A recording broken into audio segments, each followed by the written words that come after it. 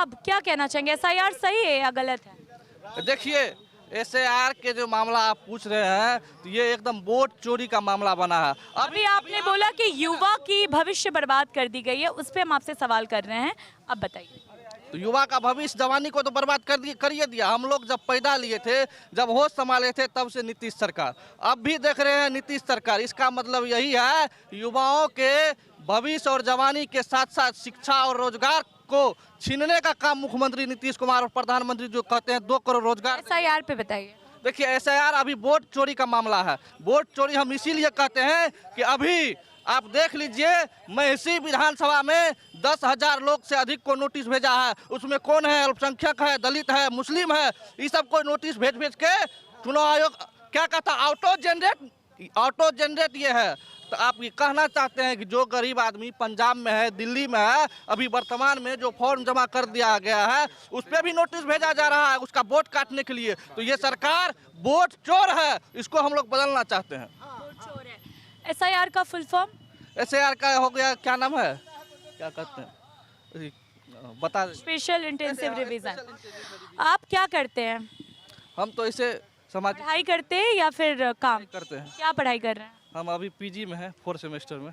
Honours क्या है subject? Political science है। हाँ। वोट चोरी को आप इस तरीके से देखते हैं? वोट चोरी एकदम सही है कि नोटिस भेजा जा रहा है। आप जाइए, अभी कार्यालय बगल में है, आप जाके दस्तावेज दिखाना सही नहीं है।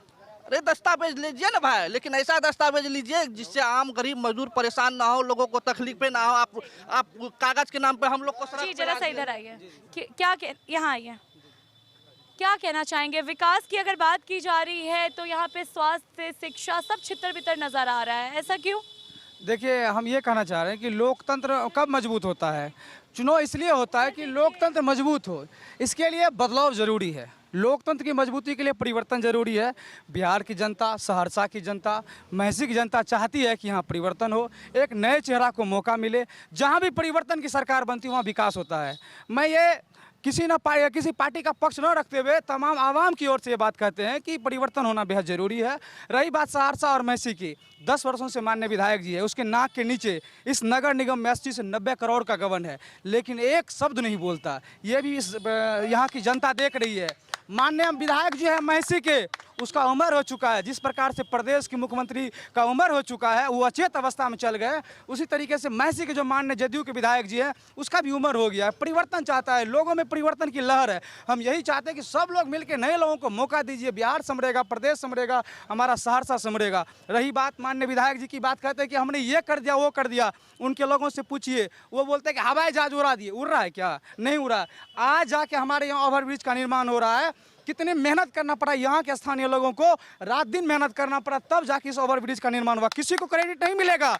यहाँ के जिस कार्यालय के नीचे आप बात कर रहे हैं, हम लोग सारा क्रेडिट यहाँ के डीएम साहब को देंगे, क्योंकि जब डीएम साहब आए तब ओवरब्रिज का निर्माण हुआ। किसी विधायक जी के कहने से ओवरब्रिज का निर्माण नहीं हुआ है। इसीलिए हम लोगों से अपील करते हैं कि परिवर्तन कीजिए, नए लोगों को चुनिए। महिषी में गौतम कृष्णा सबसे लोकप्रिय उम्मीदवार के उभर के आ रहे हैं सामने, उनको चुनने की जरूरत है। नया लोग आएगा, नया विकास होगा। आपने आवाम की अगर बात रखी है तो मैं कुछ नेताओं के नाम ले रही हूँ, उनके एक लाइन में आप जरा सा बताइएगा। प्रधानमंत्री नरेंद्र मोदी को आप क्या एक लाइन में बताइएगा? देखिए, मोदी जी को एक लाइन में। मुझे तो लगता है कि जुमलेबाज। राहुल गांधी? राहुल यशस्वी नेता है और देश उसको भविष्य की नज़रों से देख रहा है, आशा की किरणों। तेजस्वी यादव बिहार को बदलने वाला युवा चेहरा। नीतीश कुमार, पलटू राम। हाँ, पूरा। तेज प्रताप यादव? वो तो उनके वो मनमोजी है, उसको हरफन बोला है, उसको कुछ भी कह लीजिए। प्रशांत किशोर? ये नया नौटंकीबाज है, कुछ नहीं होने वाला इनसे। हाँ। चिराग पासवान ये हनुमान जी हैं, लेकिन बिहार के लिए कुछ नहीं करेंगे, बस मोदी जी के भक्त। पप्पू यादव मेहनत कश नेता है, लोगों के बीच रहते हैं। वोटर लिस्ट में नाम है? बिल्कुल है, होना भी चाहिए। हम जैसे लोगों का नाम कैसे कोई तोड़ सकता है? हम लोग तो संविधान को बचाने के लिए आगे निकले हैं। इस वक्त जो हालात है देश का, वो संविधान खतरे में, लोकतंत्र खतरे में। उसको एसआईआर सही है या गलत है, एक लाइन में बताइए। ना देखिए गलत है, इसीलिए गलत, इसे सुनिए, इसीलिए गलत है कि लोगों को जिस डॉक्यूमेंट के आधार पर वेरीफाई करना था उसमें जिस तरीका कंडीशन दिया गया, तो हमारा बिहार बहुत पिछड़ा बिहार है, बाहर में लोग रहते हैं, पलायन हमारे यहाँ जो है उसके अकॉर्डिंग जिस तरीके से SIR में जो कानून बनाया गया तो उसमें लोगों को परेशानियाँ हुई। जब कहते हैं कि SIR से चुनो होगा, तो पिछले 20 वर्ष से तो नीतीश कुमार जी और मोदी जी चुन के आ रहे हैं, तो आप भी तो गलत वोट से चुन के आ रहे हैं, उस पर उसका क्या कहना होगा।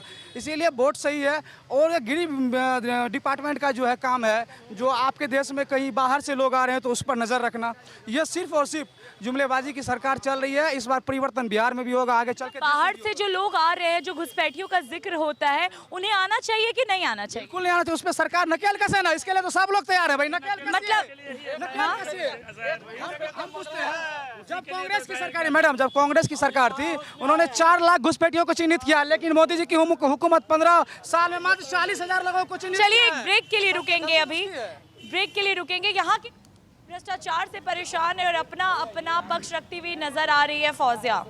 जी अपराजिता,